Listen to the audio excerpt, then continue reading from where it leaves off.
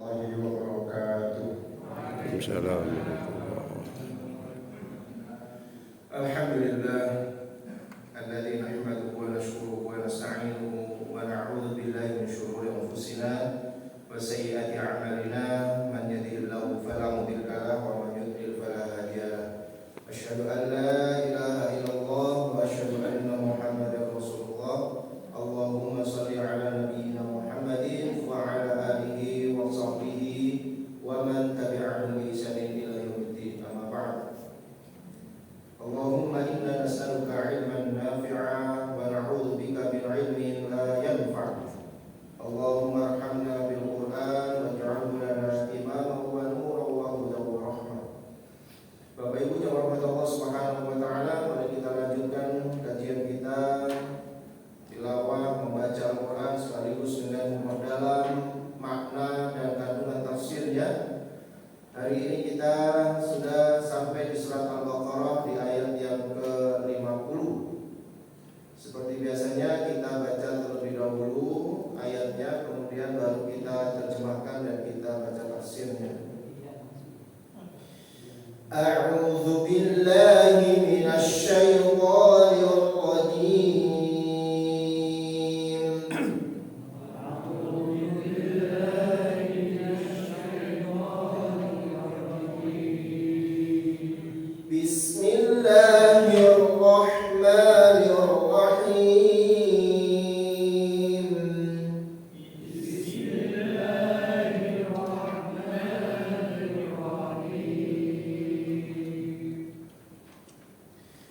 وَإِذْ فَرَقْنَا بِكُمُ الْبَحْرَ فَأَنْجَيْنَاكُمْ وَأَغْرَقْنَا آلَ فِرْعَوْنَ وَأَنْتُمْ تَنْظُرُونَ وَإِذْ فَرَقْنَا بِكُمُ الْبَحْرَ فَأَنْجَيْنَاكُمْ وَأَغْرَقْنَا آلَ فِرْعَوْنَ وَأَنْتُمْ تَنْظُرُونَ وَإِذْ وَاعَدْنَا مُوسَى 40 لَيْلَةً ثُمَّ اتَّخَذْتُمُ الْعِجْلَ وَإِذْ وَاعَدْنَا مُوسَى 40 لَيْلَةً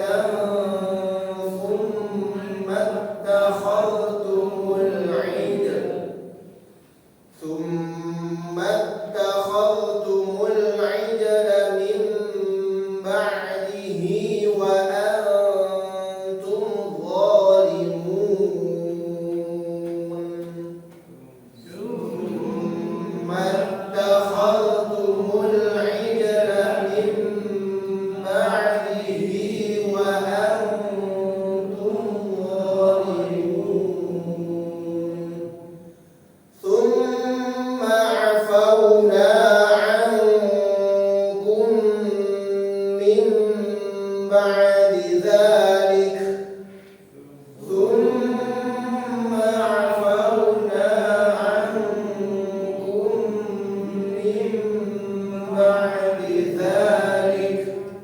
لَعَلَّكُمْ تَشْكُرُونَ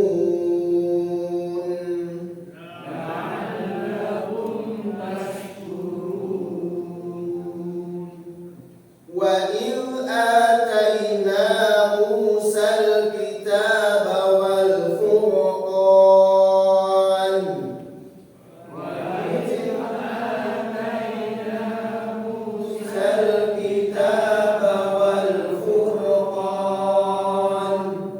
لَعَلَّكُمْ تَهْتَدُونَ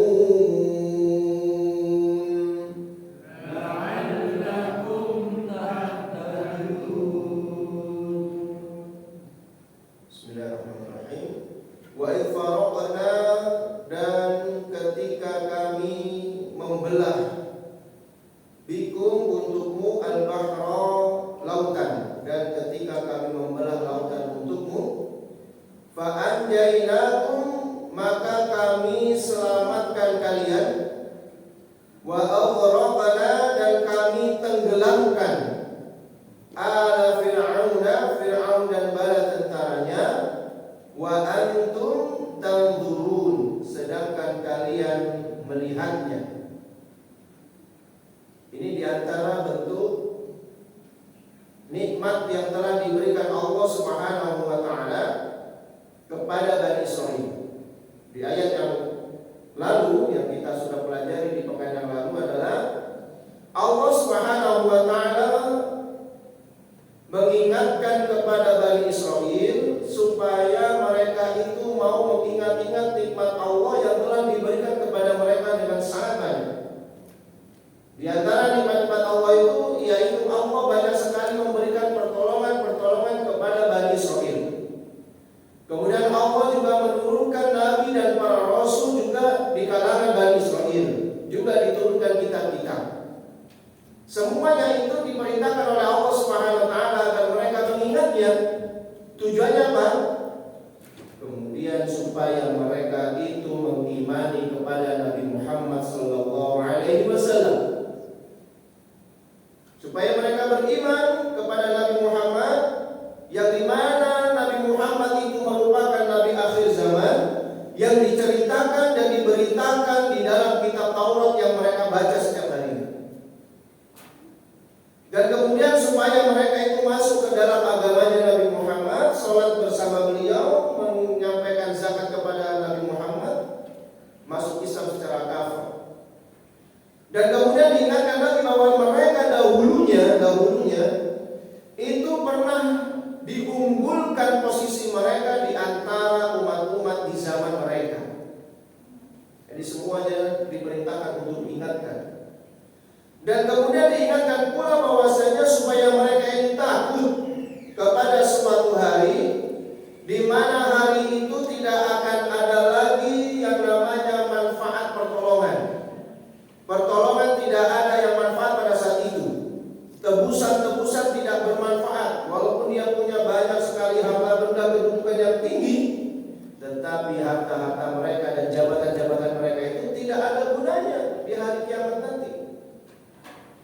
Di samping itu mereka tidak akan mendapatkan pertolongan.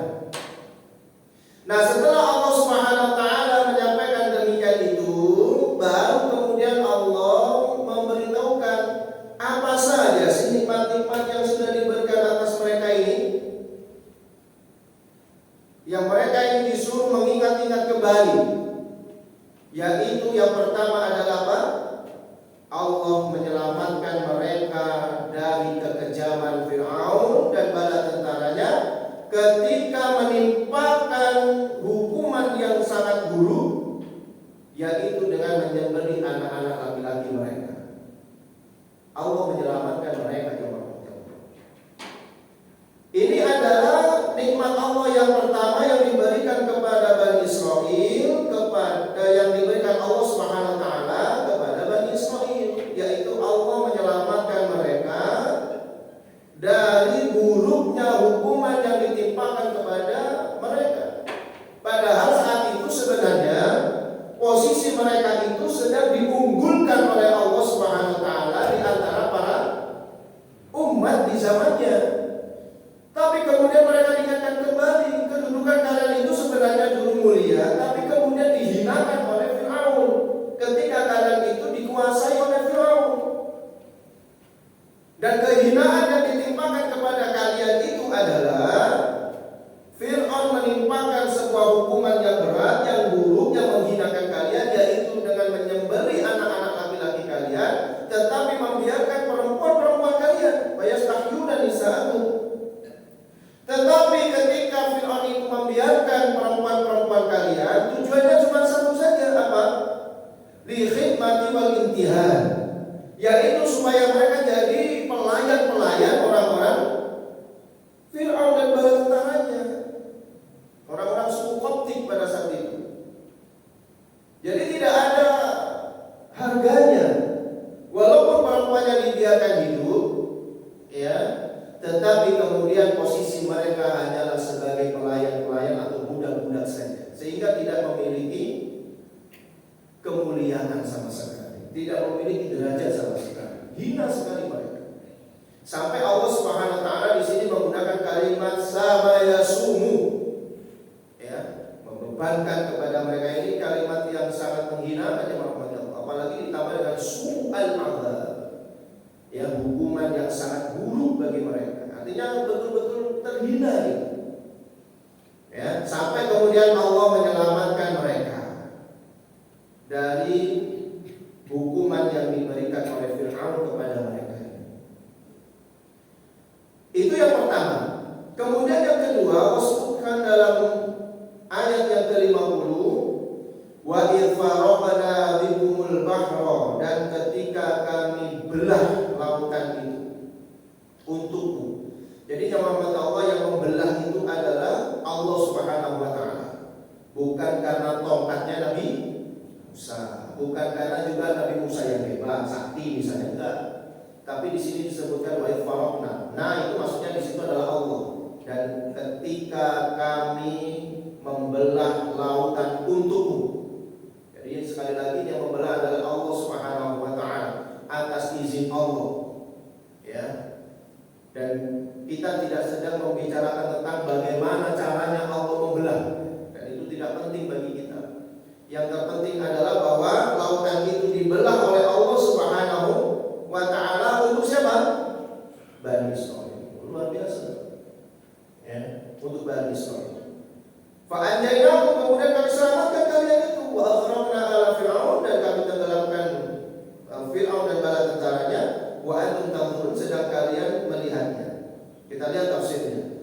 Wa qulu, dan ingatlah oleh kalian nikmat kami alaikum yang kami berikan kepada kalian, hina fasalna bisababikum bahra, ketika kami belah lautan itu disebabkan karena kalian. Wa ja'ala fihi turuqan yabisatan, dan kemudian tidak hanya sekedar dibelah, tapi kemudian dan kami jadikan di dalam belahan itu tadi apa? Turuqan, jalan-jalan yabisat yang kering. Jadi jalannya itu bukan sekedar jalan, tapi jalan-jalan. Kenapa?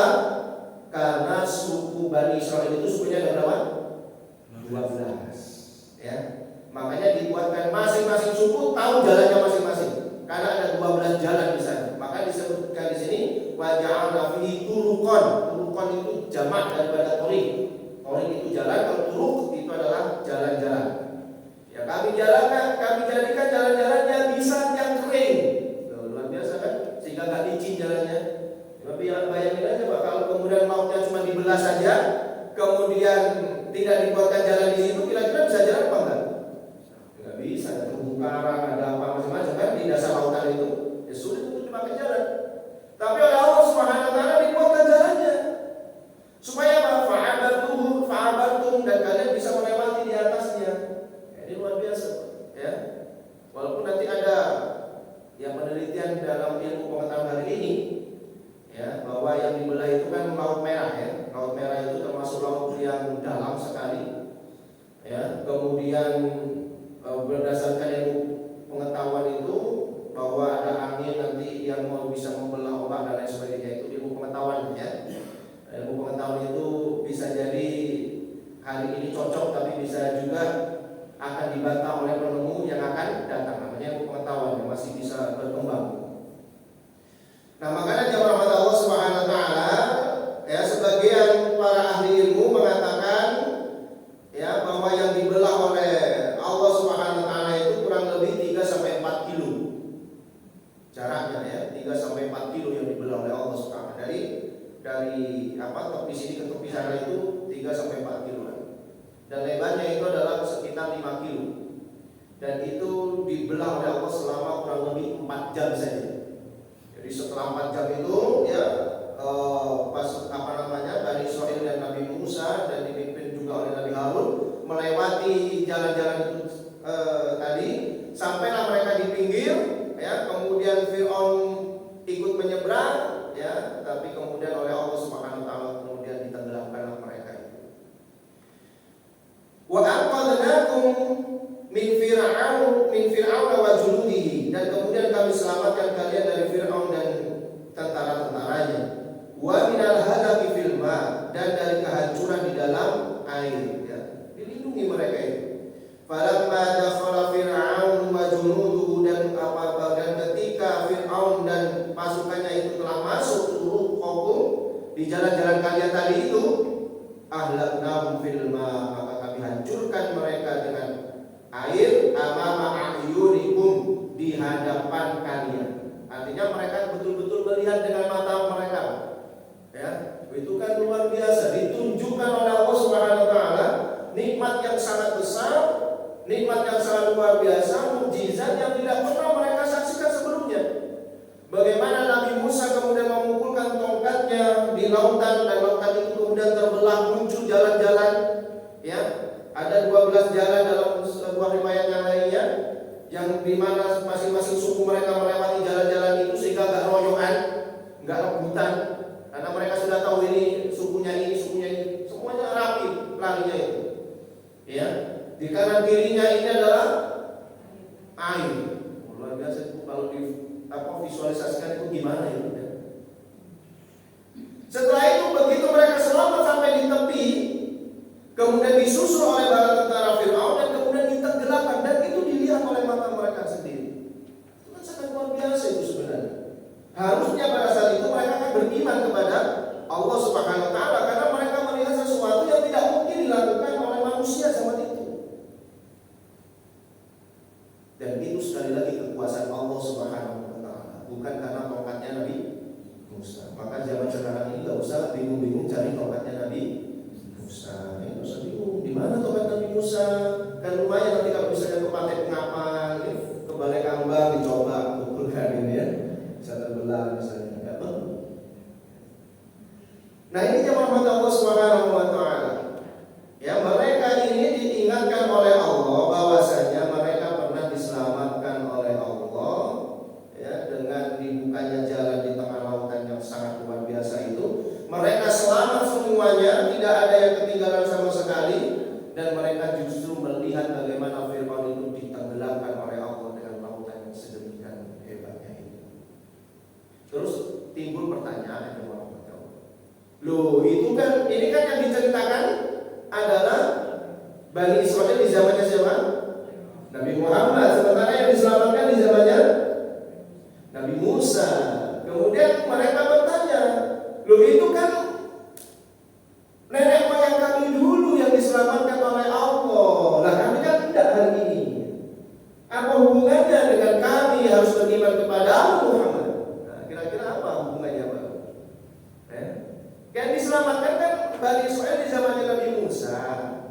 Kemudian ini perintahnya kepada Bani Israel di zamannya Nabi Muhammad, supaya mereka ingat-ingat dulu nenek moyangmu, kakek moyangmu itu pernah diselamatkan oleh Allah, ya kan, dari kejaran Fir'aun.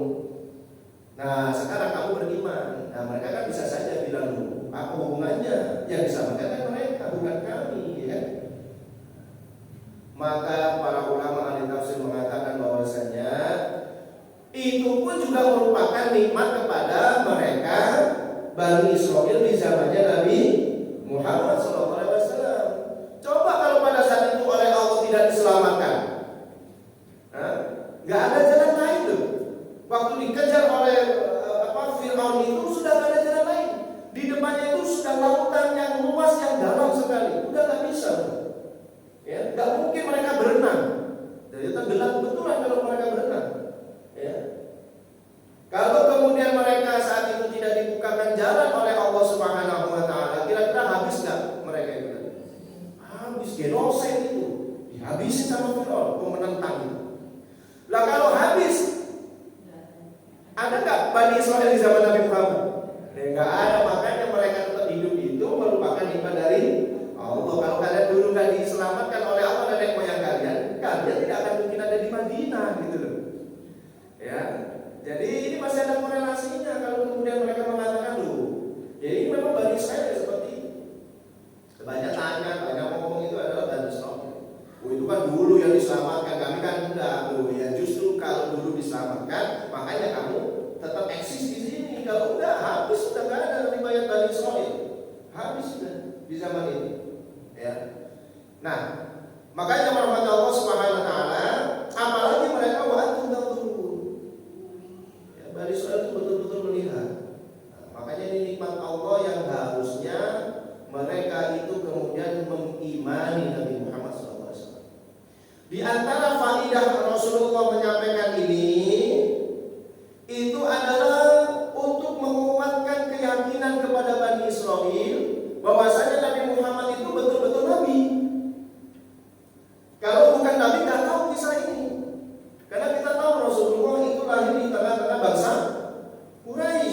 Yang bangsa Quraisy itu adalah menyembah berhala. Pengikut nabinya Nabi siapa dulu? Nabi Ibrahim yang dibawa oleh Nabi Ismail. Sementara Nabi Musa sudah lahir apa belum waktu Nabi Ibrahim membawa agama? Belum. Makanya nggak ada di kalangan bangsa Arab Quraisy itu cerita-cerita nabi-nabi itu nggak ada. Yang tahu mereka itu adalah mitos-mitosnya Persia. Nah itu mereka paham. Tapi kalau kisah-kisah para nabi itu tidak ada, karena kisah-kisah para nabi itu hanya ada bagi mereka yang membawa kitab-kitab samawi, Taurat maupun Injil. Sementara bangsa Quraisy tidak.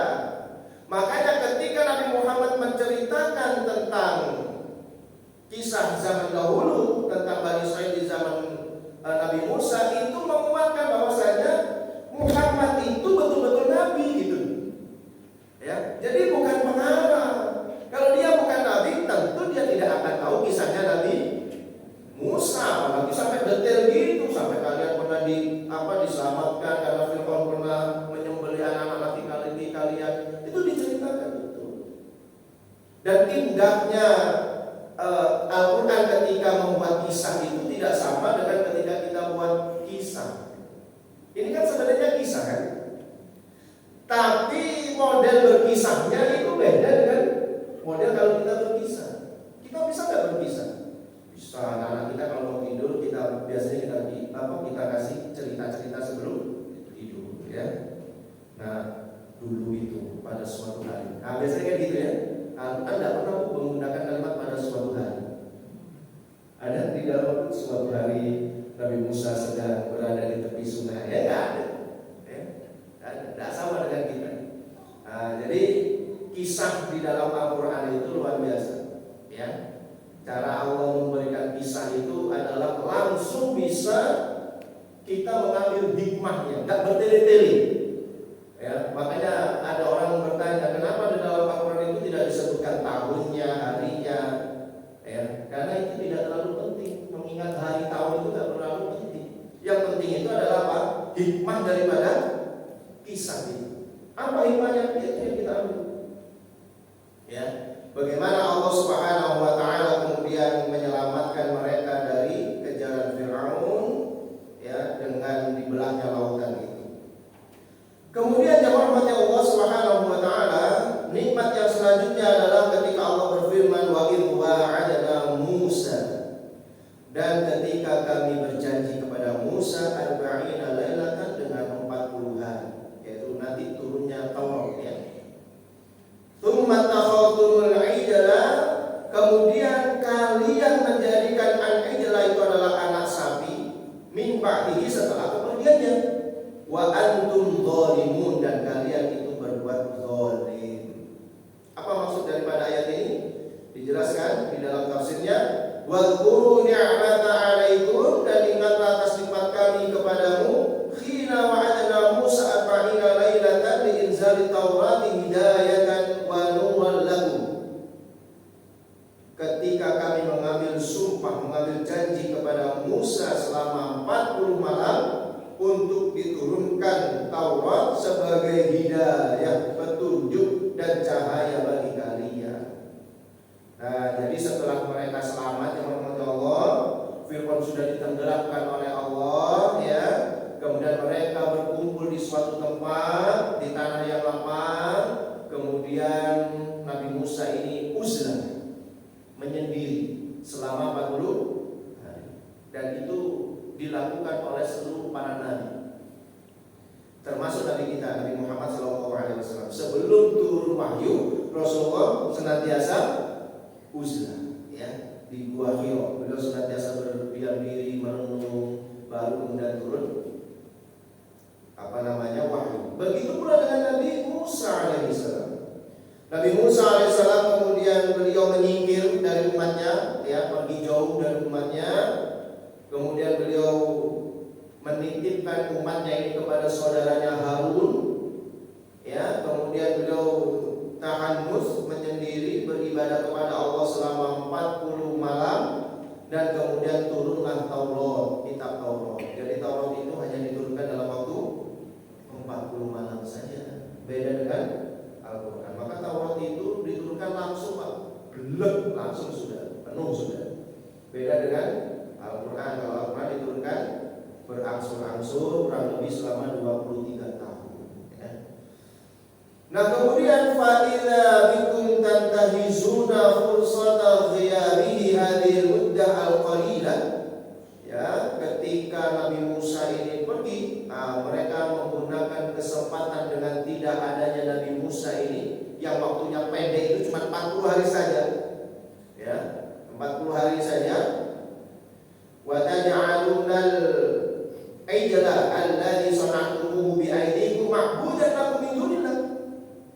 Kemudian kalian menjadikan apa? Patung anak sapi itu menjadi yang kalian bikin dengan tangan kalian sendiri, ma'budan sesuatu yang disembah. Min dunillah selain Allah. Kemudian ketika Nabi Musa itu pergi selama 40 hari, 40 malam, kalian jadikan waktu kepergiannya itu kemudian membuat patung anak sapi, ya. Dan kemudian patung yang kalian buat itu, ya, kemudian kalian sembah selain Allah. Berarti dia membuat kesyirikan. Ada beberapa riwayat yang berkata Allah Subhanahu wa taala, ya, tentang pembuatan patung sapi. Kita ketahui yang membuat patung sapi adalah namanya Samiri, ya. Samiri ini adalah seorang yang dulunya juga merupakan pimpinan Bani Israil sebelum Nabi Musa balik lagi ke kaumnya. Kan Nabi Musa ini pernah pergi, ya. Setelah Nabi Musa ini diasuh oleh Fir'aun sampai besar, dia diasuh oleh Fir'aun sampai besar, sampai remaja, sampai dewasa dia diasuh oleh Fir'aun. Ya, kemudian dia melihat seorang Koptik yang menganiaya sukunya Bani Israil. Ya, ada seorang Koptik itu adalah bangsa Mesir, bangsanya Fir'aun, sedang menganiaya orang dari suku beliau, yaitu Bani Israil. Nah, ketika dianiaya itu, ya namanya manusia, lek sak bolo itu mesti ngerewangi kan gitu ya, ngerewangi ya. Jadi sak bolo itu mesti ngerewangi. Nah, akhirnya Nabi Musa ini ngerewangi temannya ini tadi, dipukulnya ini orang Koptik ini sekalipun pek langsung mati. Luar biasa ya. Itu bisa kita bayangkan itu Nabi Musa itu gede berapa itu? Ya, pukulannya seberapa kuatnya ya. Kalau Mike Tyson saja, oh masih kalah jauh dengan Nabi Musa ya. Memang dibutuhkan, ini memang dibuat seperti itu ya. Sebagian ulama ahli sejarah mengatakan bahwasanya untuk menghadapi kaum semisal Bani Israil itu memang dibutuhkan orang seperti Nabi Musa yang besar, yang tegas, yang kuat. Kalau enggak diremehin sama orang Bani Israil. Apalagi kalau orangnya kurus-kurus gitu ya, kecil-kecil macam itu orang Indonesia diremehin ya. Dan digubris, tapi orangnya harus kuat, super power, punya kekuatan seperti itu. Dan itu dibentuk oleh Allah Subhanahu kepada Nabi Musa alaihissalam. Ya. Nah, kemudian setelah itu Nabi Musa melarikan diri karena takut dihukum oleh Firaun. Dan melarikan diri dia. Sampailah nanti ketemu ya kan, dengan dua orang putri yang sedang ngantri mengembalakan ternak dan seterusnya ya. Setelah kemudian Nabi Musa dinikahkan oleh salah satu putri tersebut, kemudian Nabi Musa balik lagi ke Mesir. Nah sebenarnya ketika Nabi Musa ini sedang pergi ya keluar dari Mesir itu, di Mesir itu Bani Israilnya lagi dipimpin oleh seorang yang namanya Samiri. Tapi begitu Nabi Musa balik lagi ke sana, kemudian Nabi Musa menunjukkan kehebatannya menentang Fir'aun yang selama ini tidak ada keberanian, walaupun sekeras Samiri sekalipun nggak berani menentang Fir'aun. Tapi kemudian Nabi Musa dengan Harun datang dan kemudian menentang Fir'aun, maka akhirnya mereka itu menjadikan Nabi Musa ini pemimpin mereka. Nah kira-kira Samirinya sakit hati atau tidak? Sakit hati. Ya, sama ketika Rasulullah SAW mau hijrah ke Madinah, sebenarnya di Madinah pada saat itu lagi ada pemilu, ya, untuk pemilihan calon kepala daerah. Luar biasa ya, namanya Abdullah bin Ubay bin Salul. Nah itu mau dijadikan pimpinan orang Madinah pada saat itu. Hanya saja Rasulullah kemudian datang dan kemudian semuanya berbaikat kepada Rasulullah dan akhirnya Rasulullah menjadi Nabi. Makanya Ubay bin Salul itu sakit hatinya, ya, karena sakit hatinya akhirnya menjadi tokoh munafikin Madinah. Itu selalu segitu orang yang sakit hati itu. Ya. Nah, Samiri ini juga gitu, memendam rasa dendam kepada Nabi Musa. Nah, kesempatan ketika Nabi Musa pergi dan dilihatnya cuma dititipkan kepada Nabi Harun, yang Nabi Harun itu tidak sama dengan Nabi Musa. Kalau Nabi Musa gede, dukur, kuat tenaganya, ya. Kalau Nabi Harun itu lebih lembut jiwanya, ya, lembut, ya, orangnya apa namanya, ya, tidak seperti Nabi Musa. Dan itu dianggap lemah oleh mereka. Akhirnya kemudian Samiri, ya, pada saat itu ketika Nabi Musa itu mau tahanus, itu kan didatangi malaikat Jibril dulu, diperintahkan untuk melakukan tahanus tadi 40 hari itu, 40 malam itu menyendiri. Nah, ketika malaikat Jibril itu datang, itu dilihat oleh Samiri. Kemudian bekas tapak kakinya malaikat Jibril itu oleh Samiri diambil pasirnya. Ya, itulah yang kemudian dia masukkan ke dalam patung anak sapi yang dia buat itu, sehingga patung anak sapi itu bisa mengeluarkan suara. Nah, gitu. Tapi versi yang lain, versi tafsir yang lain tidak demikian, bahwasanya karena memang Samiri ini adalah seorang ahli pembuat patung terbuat dari emas, dia memang ahli sekali, sehingga dia tahu bagaimana caranya membuat patung itu bisa berbunyi, ya. Sehingga dia lubangi beberapa bagian tertentu, sehingga kalau ada angin yang masuk maka akan menimbulkan suara. Ya, kayak suling itu, Pak, ya. Kan ada lubang-lubangnya. Ketika kita tiup dengan ada suara udara yang mengalir di dalamnya, maka timbullah suara. Nah, ini kehebatannya Samiri, ya, sehingga patung itu dilubangi di beberapa tempat, sehingga kalau ada angin yang besar itu menerpa patung ini, kemudian patung ini seperti sapi yang melenguh. Dan itu membuat takjub Bani Israil. Wah, patungnya bisa bicara, berarti ini adalah Tuhan. Luar biasa, ya.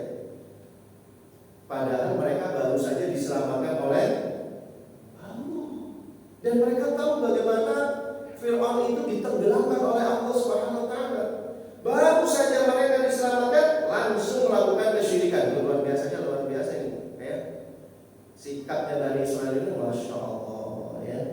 Makanya sudah keburukan itu memang ada pada mereka. Sudah membunuh, suka bunuh para nabi, ya, suka memasukkan ayat-ayat Allah Subhanahu wa taala.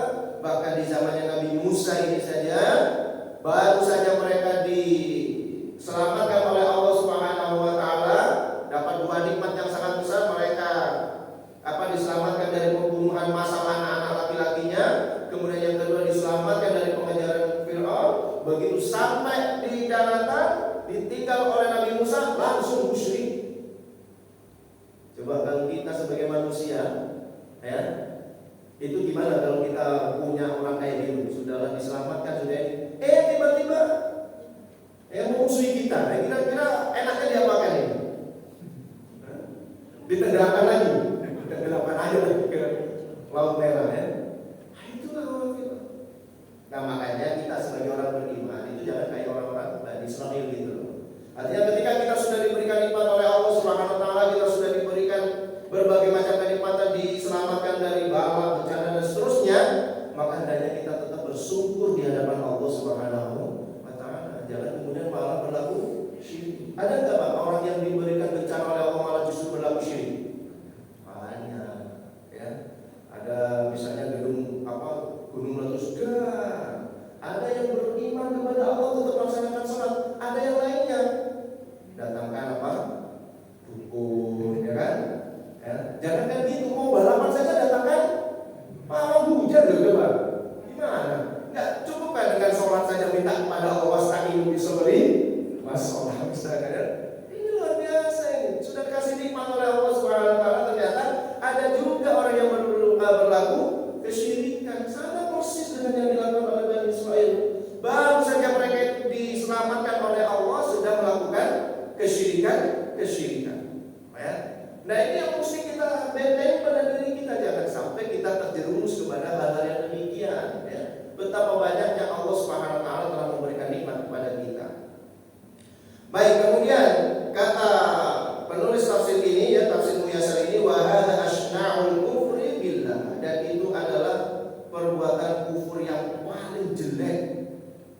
buruk lah.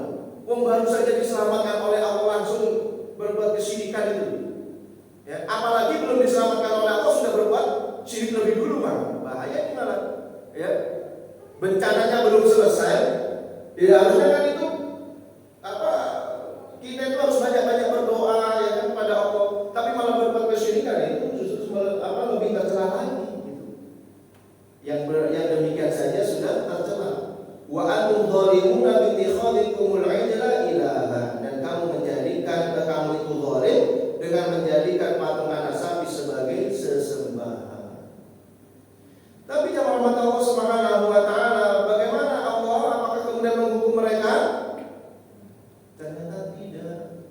Allah berfirman, "Tsumma afauna ankum," kemudian kami maafkan kalian. Kurang apa Bani Israil dikasihkan nikmat oleh Allah, Pak? Kalau kita pikir ya, kurang apa coba nikmatnya Allah yang diberikan kepada mereka? Luar biasa. Mereka sudah berbuat seperti itu, selingkuh lah katakanlah. Syirik itu kan selingkuh ya. Harusnya menyembah Allah saja, nyembah orang lain kan gitu. Nah, itu selingkuh dalam hal akidah ya. Ini ada istilah baru, selingkuh dalam hal akidah. Ya. Tapi kemudian tsumma afauna ankum min ba'di dzalika, kemudian kami ampuni kalian min ba'di dzalika, setelah hal yang demikian itu, setelah perbuatan kalian itu, la'allakum tashkurun, supaya kalian itu menjadi orang-orang yang bersyukur ya. Jadi setelah 40 hari Nabi Musa itu mendapatkan apa? Taurat tadi, dia balik lagi ke kaumnya, dia heran melihat kaumnya sudah menyembah patung anak sapi, ya kan? Kemudian dia datangi Harun, karena yang bertanggung jawab kan Harun ya, saudaranya. Itu di dalam ayat yang lain diceritakan bahwasanya Nabi Musa itu sampai memegang jenggotnya ya, Harun ini. Jenggotnya lebat, dipegang bisa ya. Kenapa ini kamu kok seperti ini? Ya, marah dia kepada Nabi Harun. Tetapi jemaah Allah Subhanahu wa taala, Bani Israil ketika melihat Nabi Musa itu datang kembali, mereka kemudian menghentikan sesembahan itu. Ya. Karena melihat wibawanya Nabi Musa. Maka wibawa itu penting sebenarnya Bapak tahu. Ya. Kenapa ya? Itu tadi karena Nabi Musa adalah orang yang soleh sehingga wibawanya itu muncul. Ya. Nabi Musa datang, mereka melihat wibawanya Nabi Musa itu kemudian berhenti menyembah patung sapi. Ya. Tapi ketika Nabi Musa datang itu, Nabi Musa sempat melihat mereka sedang sujud kepada patung anak sapi tadi. Ya, sehingga kemudian Nabi Musa marah kepada Harun. Nah, ketika saat itu Bani Israil mengetahui bahwa Nabi Musa sudah balik lagi, mereka hentikan semuanya penyembahan kepada patung anak sapi itu. Disitulah kemudian Allah berfirman, "Tsumma afauna ankum." Kemudian kami memaafkan kalian karena kalian sudah bertobat dengan datangnya Nabi Musa tadi. Allah Subhanahu wa taala Maha menerima taubat. Ya. Makanya Allah itu tidak sama dengan makhluk. Ya.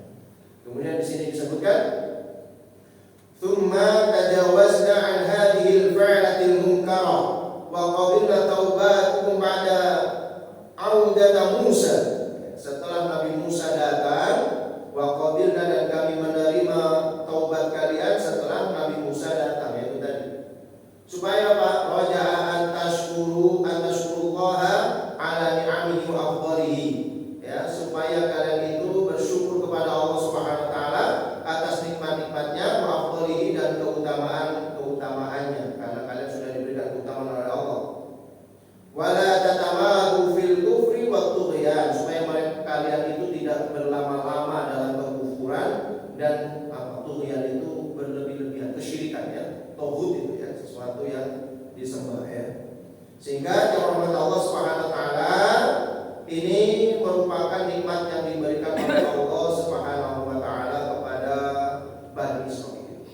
Bagaimana mereka sudah melakukan perbuatan tercela, bahkan sangat nista ya, sampai disebutkan di sini oleh Allah Subhanahu wa taala bahwa mereka itu wa antum zalimun, kamu itu benar-benar zalim kamu ya. Tapi kemudian Allah tetap mengampuni dosa-dosa mereka. Allah tetap memberikan nikmat kepada mereka. Nanti masih banyak nikmat-nikmat yang lain yang diberikan oleh Allah Subhanahu wa taala. Ini masih menceritakan tentang Bani Israil. Ya, ini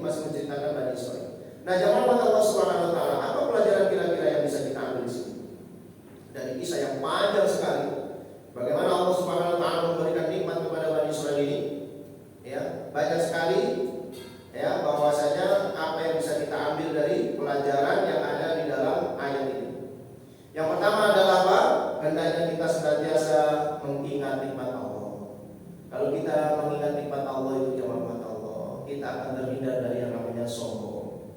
Sebagaimana Ibnu Qayyim al-Jauziyah mengatakan, ya di antara faedah orang itu bersyukur kepada Allah Subhanahu wa taala, mereka tidak berlaku sombong. Karena orang yang tidak mau bersyukur itulah biasanya ya sombong, karena mereka merasa bahwa apa yang dia peroleh itu murni dari hasil usahanya sendiri, sehingga dia menyombongkan diri. Oh ini loh saya hebat, saya kaya, saya pintar, saya cerdas, saya jadi ini, ilmuwan dan lain sebagainya. Ya, itu kalau orang tidak bersyukur. Maka oleh Allah Subhanahu wa taala kita diperintahkan dengan firman Allah ini. Memang betul yang diajak bicara ini adalah Bani Israil, ya.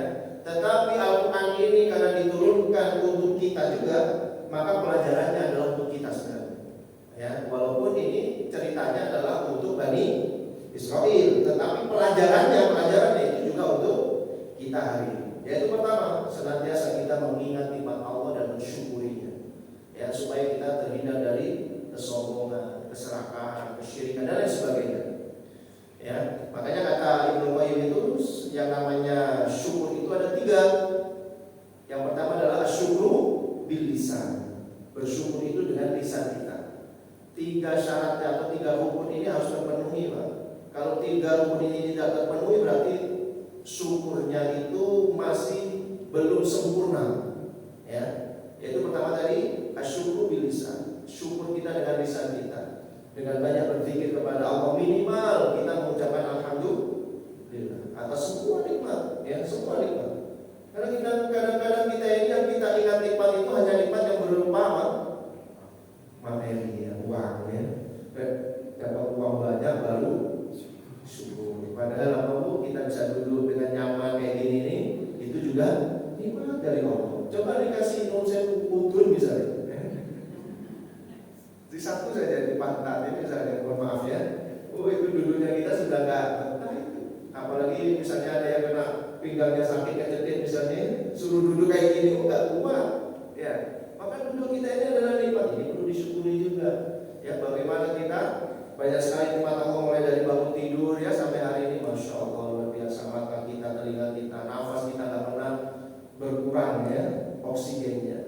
Ini mensyukuri nikmat Allah Taala dengan lisan, banyak bersyukur ya dengan alhamdulillah. Yang kedua, asyukru bil qalbi, bersyukur itu dengan hati, ya, yaitu dengan meyakini bahwasanya semua itu merupakan pemberian dari Allah Subhanahu wa taala dan bersifat qanaah, ya, terima yang sudah diberikan Allah. Dan yang ketiga adalah asyukru bil arkan atau bil jawarih, yaitu menggunakan semua potensi yang sudah diberikan oleh Allah ini adalah untuk bersyukur kepada Allah, yaitu menjalankan perintah-perintahnya dan menjauhi larangan-larangannya.